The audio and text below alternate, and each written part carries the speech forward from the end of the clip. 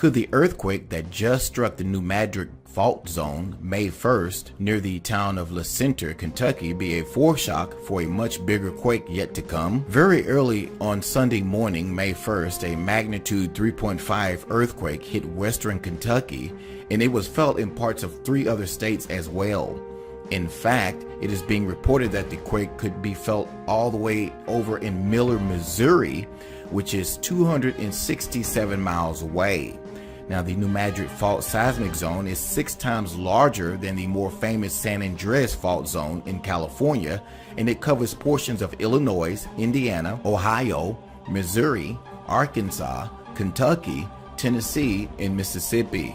Now, scientists tells us that the New Madrid fault is about 30 years overdue for a major event, and because of the nature of the Earth's crust in that part of the country, a major earthquake would do significant damage all the way to the East Coast. A big Hollywood blockbuster was named after the San Andreas fault, but the truth is the New Madrid fault has the potential to do vastly more damage. That is why what happened in a remote section of Kentucky very early on May 1st was so alarming. The heartland shook this morning after a 3.5 magnitude earthquake radiated out of Ballard County, Kentucky. A number of you told us on Facebook that you felt it. The U.S. Geological Survey says the epicenter of the quake was near La Center.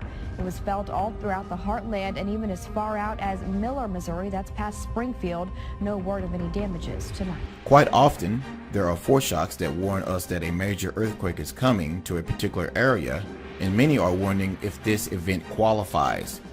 Most Americans don't tend to think of the middle of the country as an area that is in danger from earthquakes. But the truth is that some of the worst earthquakes in U.S. history have taken place along the New Madrid fault.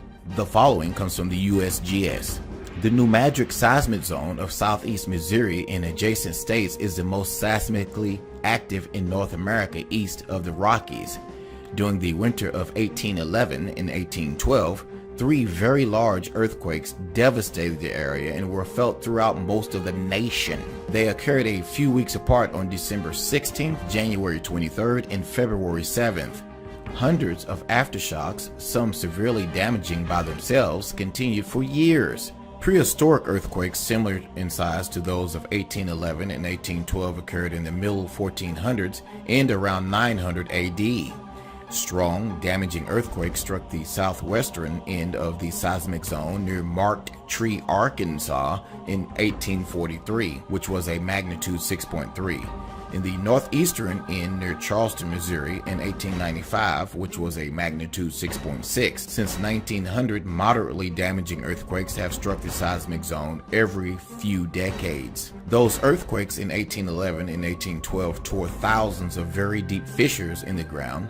They caused the Mississippi River to actually run backwards in some places, and they caused sidewalks to crack in Washington, D.C., and church bells to ring in Boston. In our time, the U.S. Geological Service has admitted that the New Madrid fault zone has the potential for larger and more powerful quakes than previously thought, and we have seen the number of significant earthquakes in the middle part of the country more than quadruple in recent years. If a magnitude 7 or a magnitude 8 earthquake were to strike along the New Madrid fault today, the damage that would be done would be absolutely unimaginable because of the nature of the Earth's crust in this region of the United States. And according to the Missouri Department of Natural Resources, earthquakes along the New Madrid fault shake and damage an area approximately 20 times larger than earthquakes in California.